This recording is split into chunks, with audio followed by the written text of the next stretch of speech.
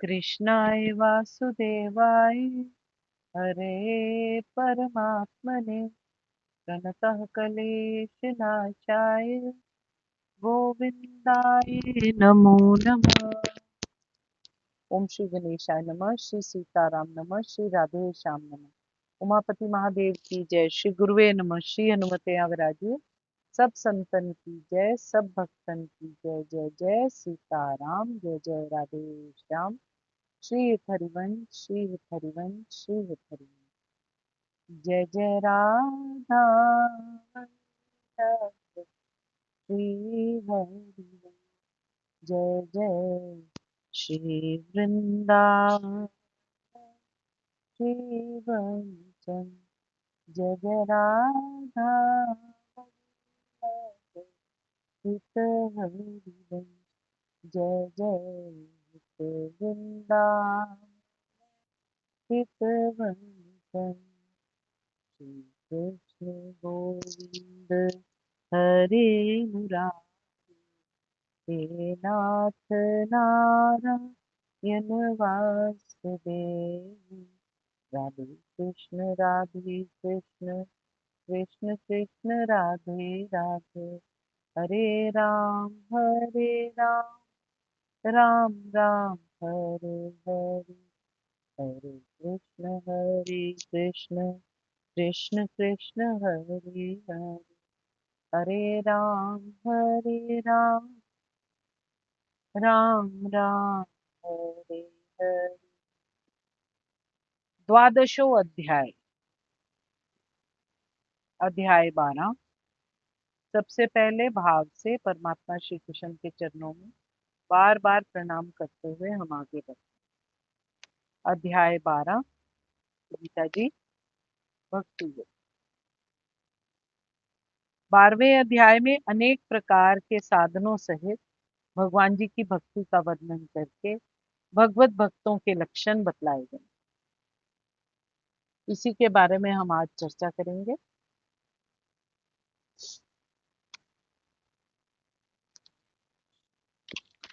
श्लोक संख्या नंबर 1। अर्जुन ने बोला, जो अनन्य प्रेमी भक्तजन पूर्वोक्त प्रकार से निरंतर आपके भजन ध्यान में लगे रहकर आप सगुण रूप परमेश्वर को और दूसरे जो केवल अविनाशी सच्चिदानंद घन निराकार ब्रह्म को ही अति श्रेष्ठ भाव से भजते हैं, उन दोनों प्रकार के उपासकों में अति उत्तम योगवेता कौन है? अर्जुन यहाँ पर क्या पूछ रहे हैं? अर्जुन पूछ रहे हैं भगवान जी से कि जो आपकी सेवा में सदैव तत्पर रहते हैं या जो अव्यक्त निर्विशेष ब्रह्म की पूजा करते हैं, इन दोनों में से किसे अधिक पूर्ण या अधिक सिद्ध जाना चाहिए? अर्जुन ने भगवान जी से पूछा कि आपकी सेवा में जो तत्पर रहता है या जो अव्यक्त निर्विशेष ब्रह्म की पूजा करता है, इन दोनों में से किसे अधिक सिद्ध माना जाना चाहिए? अब यहाँ पर सबसे पहले हम अव्यक्त निर्विशेष के बारे में बात करते हैं। जो इंद्रियों से परे है, जो दिखाई नहीं देता, जो छुपा हुआ है, गुणातीत है, उसको अव्यक्त निर्विशेष के नाम से जाना जाता है, जिसकी कोई लिमिटेशन नहीं। फिर आगे किसके बारे में बात कर रहे हैं? वो अव्यक्त निर्विशेष की हमने बात कर ली। उसके बाद वो बात कर रहे हैं ब्रह्म किसको कहते हैं। ब्रह्म जो परमात्मा है, पूर्ण परमात्मा, उनको ब्रह्म के नाम से जाना जाता है। फिर आगे बात रहे हैं ब्रह्म की पूजा करते हैं, इन दोनों में से किसे अधिक सिद्ध माना चाहिए?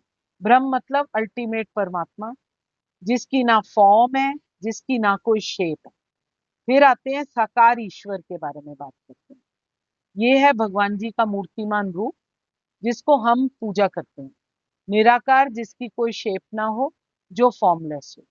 फिर से अव्यक्त, अप्रकट, इंद्रियों से परे, उसको निर्विशेष कहते हैं। जो दिखाई ना दे, जो छुपा हो, जो गुणातीत हो, जिसकी कोई लिमिटेशन ना हो, वो निर्विशेष अव्यक्त कहा जाता है। फिर निराकार, जिसकी कोई शेप ना हो, जो फॉर्मलेस हो। फिर साकार, ईश्वर का मूर्तिमान रूप जिसको हम प्रेयर करते हैं।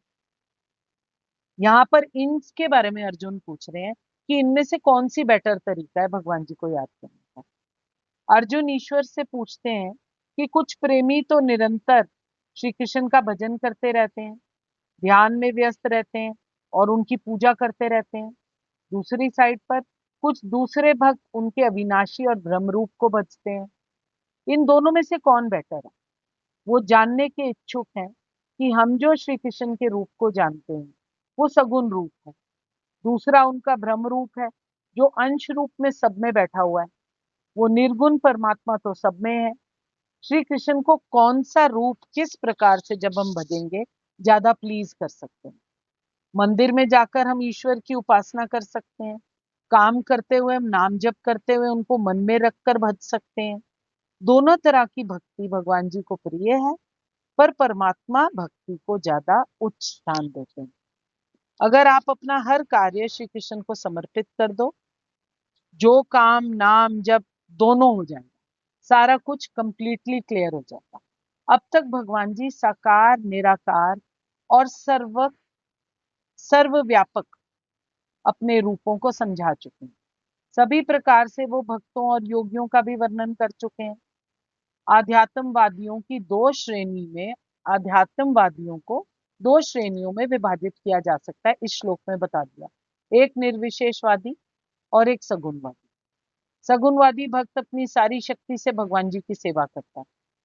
निर्विशेषवादी भी भगवान जी की सेवा करता है, परंतु प्रत्यक्ष रूप में नहीं करता, अप्रत्यक्ष ना देखे हुए रूप में ब्रह्म का ध्यान करता है। अब यहाँ पर भगवान जी बता रहे हैं कि जो भक्ति योग है वो सर्वोत्कृष्ट है।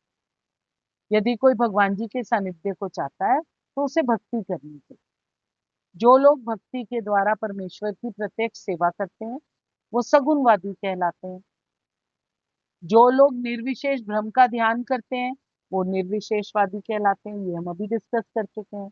यद्यपि परम सत्य के साक्षात्कार के बहुत सारे साधन हैं, पर इस अध्याय के अंदर श्री कृष्ण भक्ति योग को सब में से श्रेष्ठ बताएंगे। इसके बारे में हम आगे भी पढ़ें। श्री कृष्ण के भिन्न भिन्न अवतारों में श्री कृष्ण ने जितने सगुण रूप धारण किए हैं एवं दिव्य धाम में जो भगवान जी का सगुण रूप विराजमान है, जिसे अपनी अपनी मान्यता के अनुसार लोग अनेक अनेक रूपों में और नामों में जिसकी व्याख्या करते हैं, वे सभी श्री कृष्ण से अभिन्न, सब एक हैं। सगुण भगवान का निरंतर चिंतन करते हुए परम श्रद्धा और प्रेम पूर्वक निष्काम भाव से जो समस्त इंद्रियों को परमात्मा की सेवा में लगा देता है, यही निरंतर भजन ध्यान में लगे रहकर उनकी श्रेष्ठ उपासना करना, इसको हम उनकी निरंतर भजन करना कहते हैं। इस वाक्य में अर्जुन यहाँ पर ये पूछ रहे हैं कि उपर्युक्त प्रकार से उपासना करने वाले दोनों ही श्रेष्ठ हैं, इसमें कोई संदेह नहीं। तथापि उन दोनों में परस्पर अगर तुलना की जाए तो दोनों प्रकार की उपासना में कौन सी उत्तम उपासना है परमात्मा, ये मुझे बताइए। श्लोक संख्या नंबर 2। एक बार फिर से तो नहीं करना, अव्यक्त, निर्विशेष, निराकार, साकार। एक एक बारी फिर कर दे। हाँ जी। अव्यक्त निर्विशेष का मतलब इनविजिबल भगवान जी, जिनका कोई फॉर्म नहीं है, जिनकी कोई गुण या क्वालिटी नहीं है, जो लिमिटेशन के बाहर है, उसको कहते हैं अव्यक्त निर्विशेष। अव्यक्त निर्विशेष, जो व्यक्त ना हो, जिसमें कुछ भी विशेष क्वालिटी गुण से कोई बंधा ना हो, जो लिमिटेशन ही नहीं है जिसकी, इसको कहते हैं अव्यक्त निर्विशेष इनविजिबल भगवान। ब्रह्म का मतलब है अल्टीमेट परमात्मा। फिर आए हम साकार परमात्मा के रूप पर। साकार परमात्मा का रूप वो है जिस रूप में हम मूर्तिमान प्रभु को पूजते हैं। जो मंदिर में मूर्ति होती है वो साकार परमात्मा का रूप। निराकार भगवान जी का फिर, निराकार का मतलब जिसकी कोई शेप नहीं है, जो फॉर्मलेस, जैसे आर्य समाजी करते हैं भगवान जी को इमेजिन करते हैं या जैसे भी अपने माइंड में ओम जो भी कोई फॉर्मलेस चीज को पूजते हैं। नाम जब जब हम करते हैं तो हम लोग तो भगवान जी की मूर्ति को आगे रख के उसके बारे में सोचते हैं। तो हमारी साकार भक्ति है जो परमात्मा की सेवा में विराजते। ठीक है, श्लोक संख्या नंबर 2। श्री भगवान बोले, मुझ में मन को एकाग्र करके निरंतर मेरे भजन ध्यान में लगे हुए जो भक्तजन अतिशय श्रेष्ठ श्रद्धा से युक्त होकर मुझ सगुण रूप परमेश्वर को भजते हैं, वह मुझको योगियों में अति उत्तम योगी मानिए। भगवान जी यहाँ पर क्या कह रहे हैं? भगवान जी कह रहे हैं, जो लोग अपने मन को मेरे साकार रूप में एकाग्र कर देते हैं, अत्यंत श्रद्धा पूर्वक मेरी पूजा करने में सदैव लगे रहते हैं, वो मेरे द्वारा परम सिद्ध माने जाते हैं। अर्जुन के प्रश्न का उत्तर देते हुए श्री कृष्ण यहाँ पर स्पष्ट एक बात कह रहे हैं कि जो व्यक्ति उनके साकार रूप में अपने मन को एकाग्र कर देता है, जो अत्यंत श्रद्धा और निष्ठा पूर्वक परमात्मा को पूजता है, उसे योग में परम सिद्ध मानना चाहिए। जो इस प्रकार की अध्यात्म बुद्धि रखता है, उसके लिए कोई भी भौतिक कार्य कल्प नहीं रह जाता, क्योंकि वो हर कार्य परमात्मा श्री कृष्ण के लिए किया करता है। शुद्ध भक्त जो है वो निरंतर कार्यरत रहते हैं, कभी कीर्तन करते हैं, कभी श्रवण करते हैं, श्री कृष्ण विषय कोई पुस्तक पढ़ता है, कभी कभी प्रसाद तैयार कर लेता है, बाजार से कुछ जाते हैं तो भगवान जी के लिए कपड़े उसके दिमाग में आते हैं, मंदिर की झाड़ बुहार करना, भगवान जी के बर्तन धोना, भगवान जी के मन में सोचना कि मेरे को आज उनका भोग क्या बनाना है, आज मैं वेला बैठा हूं तो चलो भगवान जी का कोई मैं सीरियल देख लेता हूँ। ये सब कुछ परमात्मा की सेवा करना। जो कुछ भी वो करता है वो श्री कृष्ण के संबंधी कार्य होता है। उसके अतिरिक्त अन्य कोई भी कार्य में वो एक क्षण भी अपना वक्त नहीं गुवाता। ऐसा कार्य पूर्ण समाधि कहलाता है, क्योंकि बिगिनिंग टू एंड केवल परमात्मा ही उसके ध्यान में है। रास करने वाले, बांसुरी बजाने वाले, ये श्री कृष्ण का सगुण रूप हम लोग भजते हैं। इसमें एक आकार है, एक अस्तित्व है, एक पहचान है।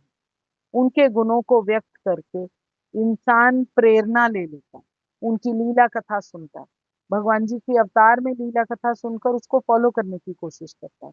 परंतु निर्गुण में केवल एक परमात्मा तत्व की बात होती है, कोई आकार नहीं होता, कोई रूप नहीं होता। श्री कृष्ण कहते हैं, मुझ में सगुण रूप में पूजने वाले योगी मुझे बहुत प्रिय हैं। भगवान में मन को एकाग्र करके निरंतर उनके भजन ध्यान में लगे रहना, उनकी उपासना करना उनको बहुत भाता है।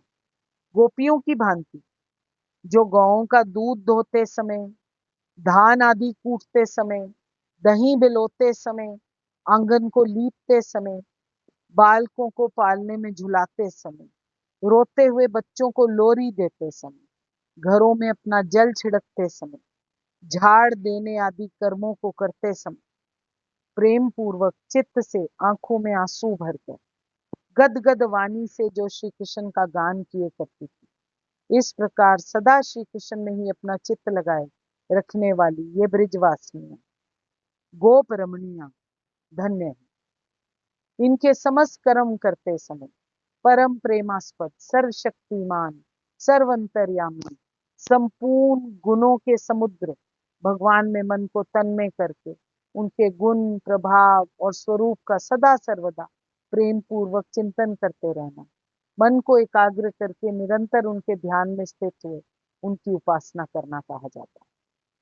भगवान जी की सत्ता में, उनके अवतारों में, वचनों में, उनकी शक्ति में, उनके प्रभाव में, उनके गुण में, लीला में, ऐश्वर्य आदि में अत्यंत सम्मान पूर्वक जो प्रत्यक्ष से भी बढ़कर विश्वास करता है, वही अतिशय श्रद्धा कही जाती है। और भक्त प्रहलाद की भांति सब प्रकार से जो परमात्मा पर निर्भर हो जाए, उसको उपरयुक्त श्रद्धा से युक्त होना चाहिए। भगवान जी ने यहाँ ये भाव दिखाया है कि दोनों प्रकार के उपासकों में जो मुझ सगुण परमेश्वर के उपासक हैं, उन्हीं को मैं उत्तम योग वेता मानता हूँ।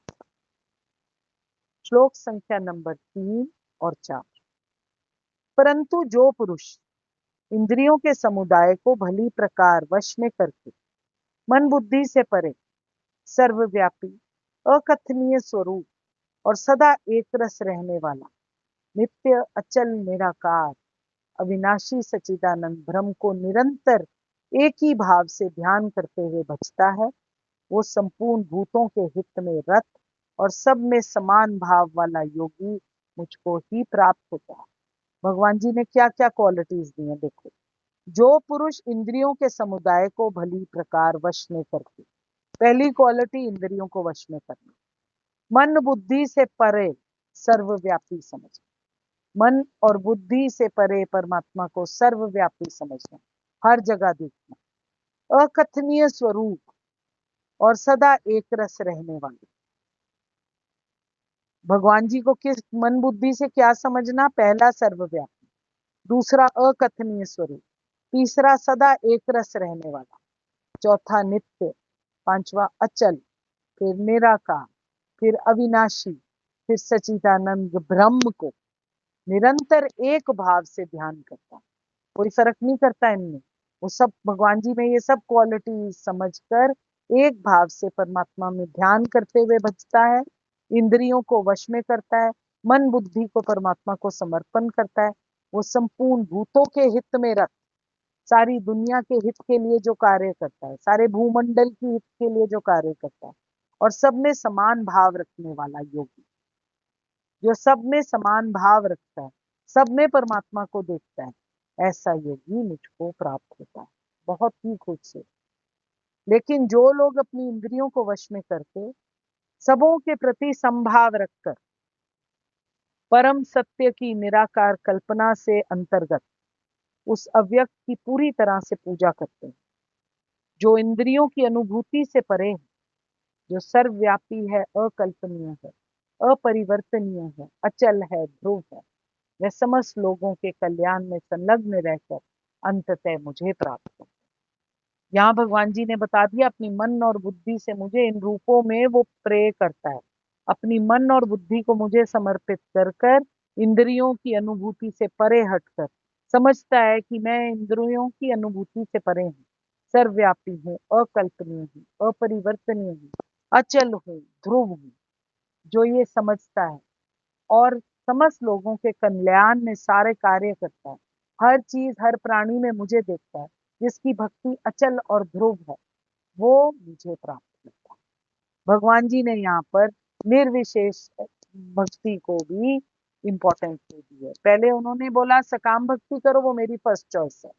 फिर उन्होंने बोला इसका ये मतलब नहीं है जो ज्ञान आज तक हासिल कर रहे हैं वो मुझे प्राप्त नहीं कर सके, वो भी मुझे प्राप्त कर सके। भगवान जी बोल रहे हैं कि सगुण रूप को भजने वाले तो श्री कृष्ण की उत्तम श्रेणी दे दी उन्होंने, लेकिन यहाँ पर वो कहते हैं जो अपनी इंद्रियों को काबू में कर मन बुद्धि से परे हटकर उस सर्वव्यापी नित्य अचल निराकार अविनाशी सच्चित आनंद ब्रह्म को निरंतर अविचलित भाव से भजता है, वो योगी मुझको ही प्राप्त होता है। इसका अभिप्राय यहाँ पर क्या है कि ईश्वर को सगुण रूप से भजने वाले तो पसंद है, पर जो भगवान के निर्गुण ब्रह्म रूप को भी भजते हैं वो भी उन्हीं को प्राप्त होते हैं। जैसा तरीका पसंद आए वैसा तरीका पसंद कर ले, बस भजो उनको, गुण गाओ उनके और परमात्मा को प्राप्त। यहाँ पर विश्राम करते हैं।